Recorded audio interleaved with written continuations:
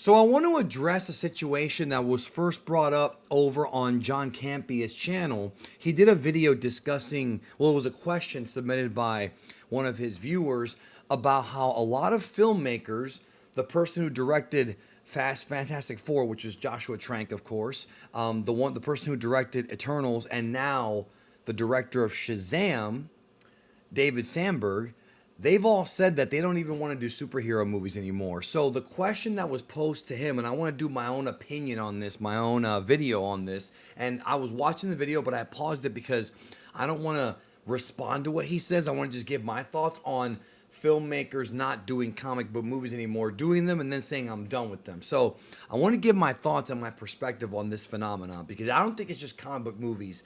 The thing is this, okay? When it comes to superhero movies now, maybe not 5 years ago, certainly not 7 years ago, but when it comes to superhero movies now, the market has become so saturated, and this is not something that you can deny. We have factual evidence of this. When it used to be 2 MCU movies a year, 1 or 2 DC movies, that was one thing. Some other independent films. When it became 3 MCU movies a year, a little bit more, but it was fine. Now we've got 3 movies a year, 2, 3, or 4 different Disney Plus shows, and they all have different directors. We've got the constant behind the scenes nonsense going on with Warner Brothers and DC, and it's becoming a problem now. Comic book films at one time used to be a lucrative way for filmmakers to get their name out there, to, make some good money, get their name value up, so that way they can segue that into making more artistic or more movies that they want to make. David Sandberg, for example, he started off making Lights Out. I saw Lights Out way before I saw Shazam. Like, I knew who he was before because Lights Out was like a YouTube viral video first before it became a full-length movie. And he's one of James Wan's proteges. So James Wan gets into DC. He does Aquaman and the upcoming Aquaman 2. Then you've got David Sandberg, who is kind of like, the door opened for him. And that's good. That is good for his career. Now, I guess because of Rotten Tomatoes scores and things like that, he doesn't want to do any more movies. Now, I saw Shazam, I did review it, and I did criticize it. I said, this movie would have made more sense a few years ago. The problem is that now we've hit that superhero saturation period. I liked Ant-Man and the Wasp: Quantumania. I did.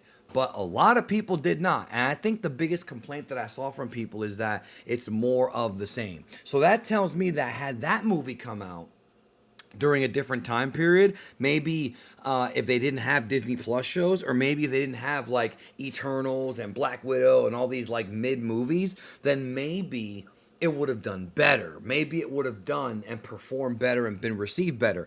I think people, starting with Phase 4 of the MCU, have begun to legitimately get burnt out. I've talked about this. I was burnt out after Hawkeye. I still have not seen Moon Knight or Miss Marvel. I haven't seen either one of those shows. I still want to see them. I know I have to, but I haven't because the burnout is still there. And, we've got DC ramping things up, and that's good for DC fans. I'm not saying it's necessarily a bad thing, but there's so much superhero stuff out there. There's been so many superhero movies that have been out.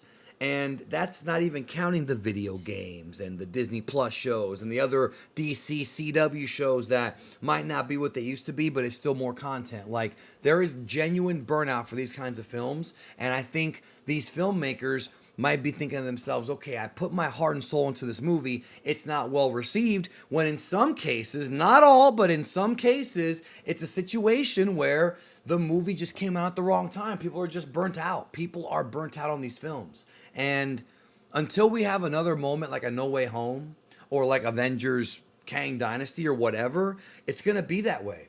I really do think it'll be that way.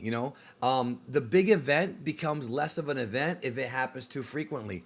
So the reason why I want to discuss this is because a lot of these filmmakers feel like they can do more than just superhero movies. I mentioned Sandberg, he can do horror. Same thing with James Wan. He started his career on that. He's also probably got some other ideas. You've got other filmmakers like Quentin Tarantino and Chris Nolan who do what they want to do. And one of the reasons as to why guys like those two guys do not do movies for Marvel or DC, even though Nolan did do his trilogy of Batman, but it was a different era. Remember, that ended in 2012, same summer that Avengers came out. So right when the MCU was cooking, right when Phase 1 ended, is when Nolan left doing comic book films. Is the other thing with comic book movies and working under the studio umbrella in Hollywood is that you're working under the studio umbrella. You're working with producers who have a corporate invested interest. The movie that you want to make, and we have heard about this time and time again, guys, with everything from the original Ant-Man going through to what Joss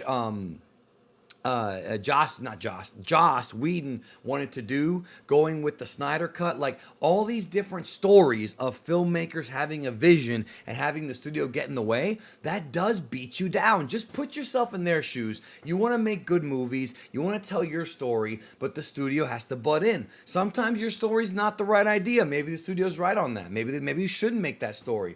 Sometimes it is though. But as a filmmaker, these guys want to tell their own stories. They want to do what they want to do. And yes, the money might be good, but if you're a talented enough filmmaker, you don't have to do Marvel and DC movies. You can still make good money. And obviously, with your foot being in the door, you can always come back to the genre later by making other movies. Look at Martin Scorsese. Every time Scorsese talks about these comic book films being roller coaster rides, the freaking nerds of the world, the dweebs, get all offended. I've never been offended at anything he said because he's right. These movies are more like copy pasta. They're all very similar and they all have similar story beats, and it does feel like a roller coaster ride as opposed to it being an actual film, a unique story. And Martin Scorsese arguably has made more classics than maybe any other filmmaker in history, alongside, the Spielbergs. Like, he's a Hall of Fame guy. Carpenter in the 80s. He is a genuine monster when it comes to making good movies. Look at his catalog of films, and they're all different. I mean, he's good at doing mobster movies, and a lot of those, and they're gangster movies and crime movies are his forte, but he also did Wolf of Wall Street, which was a little bit different. So it's like one of those things where these filmmakers are now realizing, okay, rather than having to deal with what comes from making one of these films, dealing with the fans, dealing with the questions you're going to get at conventions for the rest of your career, answering the same thing over and over again, dealing with the studio, dealing with the producer. Some might not want to work under Kevin Feige. Kevin Feige's had great direction. Some don't want to work under him. You understand? So it's one of those things where, and don't even get me started on Kathleen Kennedy. That's a whole other can of worms. But these genre movies are like the biggest movies to come out, and Disney has such a strong foothold in Hollywood that they're going to make money. But as a creative person, right, as somebody who wants to make movies in the industry, it's no different than an artist, a musician who quote unquote sells out. Not to say that's a bad thing. Hear me out for a minute. They make these movies, they get paid very well. They begin their career. It helps out their career, no question. But after a while, you kind of want to do your own thing. After a while, it stops being about just the money and just the exposure. And if you're an artist, you want to be an artist. So now those are my thoughts on that. I am not surprised in the slightest that directors are now not really leaning into doing comic book movies anymore. I get it. The superhero genre is getting very stale. And I do think that Marvel needs to scale it back.